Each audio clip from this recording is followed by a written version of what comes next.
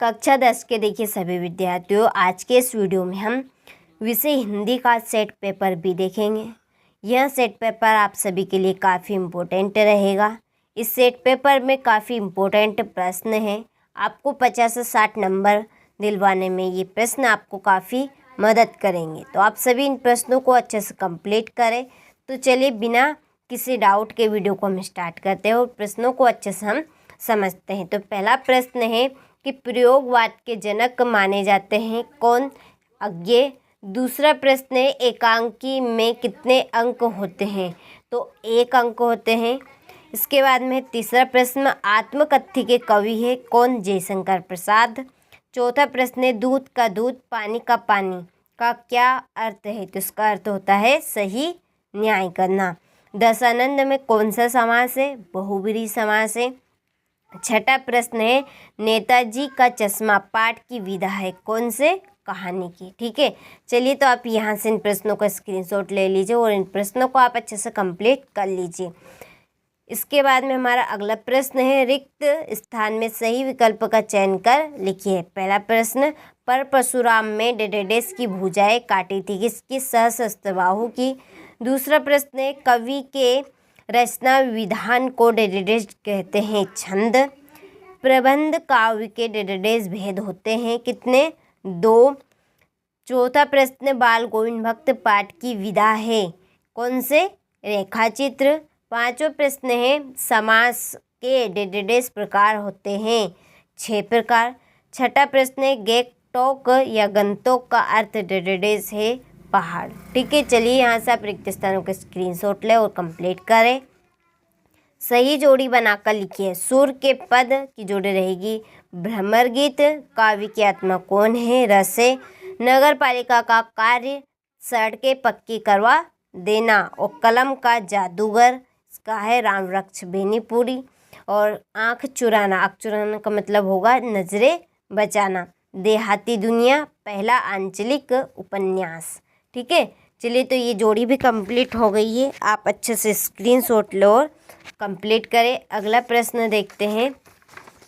तो आगे का हमारा प्रश्न है एक वाक्य में उत्तर। ठीक है, चलिए कवि किसका स्वप्न देखकर जादू गया? पहला हो गया। दूसरा है चौपाई के प्रत्येक छंद में कितनी मात्राएं होती है? 16 मात्राएं। तीसरा प्रश्न है मुख एवं छाती के ऊपरी भाग की बनाई गई आकृति को क्या कहते हैं? ठीक है। 5। चौथा प्रश्न है मुहावरा क्या है? लिखिए। तो जब कोई वाक्यांश प्रयोग होते होते विशेष अर्थ देने लगता है तब वह मुहावरा बन जाता है। ठीक है। 5वां प्रश्न है संधि कितने प्रकार की होती है? तो 3 प्रकार की होती है। छठा है कि जब भोलानाथ चूहे के बिल में पानी डालकर आया तब उसकी माँ क्या कर रही थी? ठीक है, तो जिन प्रश्नों को उत्तर नहीं है तो उन प्रश्नों के उत्तर आप कंप्लीट कर लीजिएगा और जिनके हैं वो आपके सामने हैं। ठीक है, चलिए 5वां प्रश्न देखते हैं सत्य असत्य।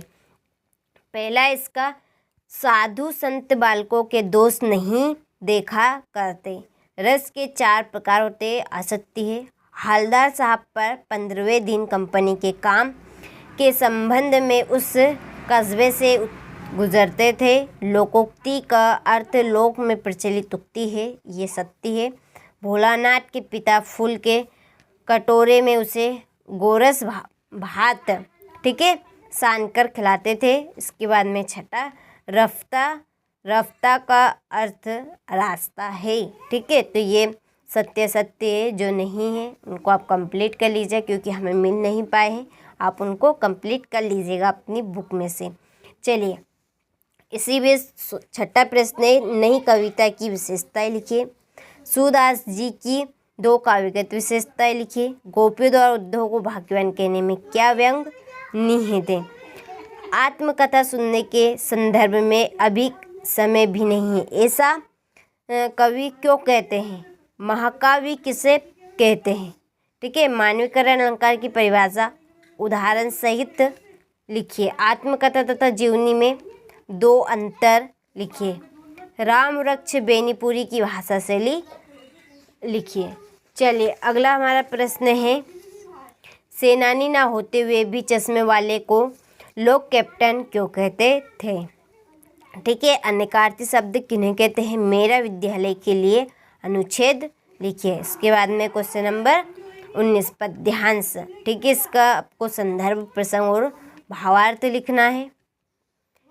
इसके बाद में है क्वेश्चन नंबर 20, इसमें गद्यांश दिया गया, इसका भी आपको संदर्भ, प्रसंग और इसकी व्याख्या करनी है।